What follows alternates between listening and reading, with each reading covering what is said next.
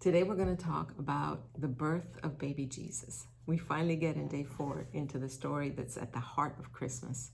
So on the night that the Savior is born, all of Bethlehem is asleep.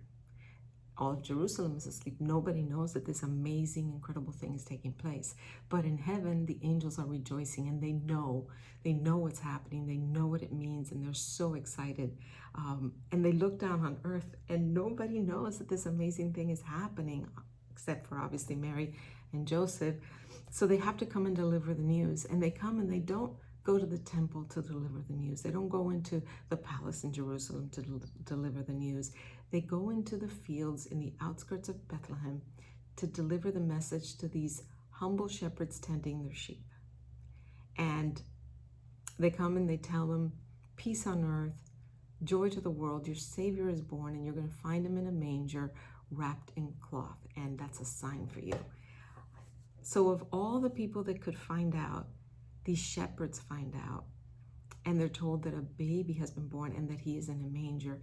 Think about that. Think about how just counterintuitive that is, that the Savior of the world would come and he would be found in a manger as a baby. I guess it's no wonder that the angels didn't go into the temple in Jerusalem, because would the Pharisees have believed that their Messiah that they were waiting for was born in this humble circumstance as a baby? They were probably expecting this conquering king to come, and that's part of the conflict that they had with Jesus when he came. But they would have expected something larger than life, that they could see.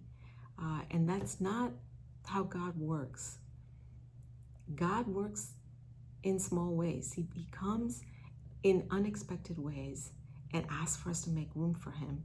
And it's no different now than it was on the first night that he appeared here. Sometimes we don't make room for Jesus. Not even at Christmas. When you think about it, we have such a laundry list of things that we have to do that we don't always make room for the very meaning of Jesus, of Christmas, which is Jesus.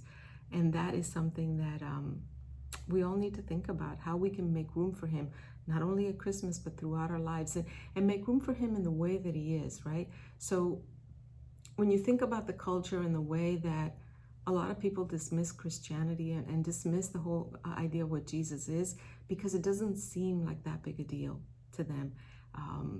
They don't understand how awesome this is, because it comes wrapped in a package that they may not, see as a big deal. But God is calling on a door of our hearts, and to those that he is calling, like he did with the shepherds, they can see the miracle of what it is, even if others can, and they do make room for him. As a matter of fact, the shepherds, first thing they do is they go out to see him. They don't worry about how they look. They don't go out to buy a present to bring to baby Jesus. They just get up and go to see this miracle that has happened. And when they see it, they worship God and they tell everybody about what's happened.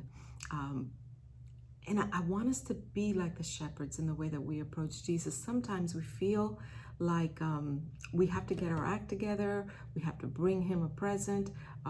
Or if you imagine if you were the person who was going to be receiving Mary and Joseph to give birth to Jesus, you feel like you'd have to, have a palace for him to come to. And many of us kind of deal with Jesus that way, that we feel like in order to invite him in order to see him, we have to be prepared. We have to,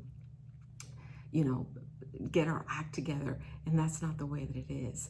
We can accept Jesus like the shepherds did, just the way that we are, and make room for him, even if it is a manger. God doesn't mind where he ends up as long as he gets to us, right? So think about that. Make room for him this Christmas, and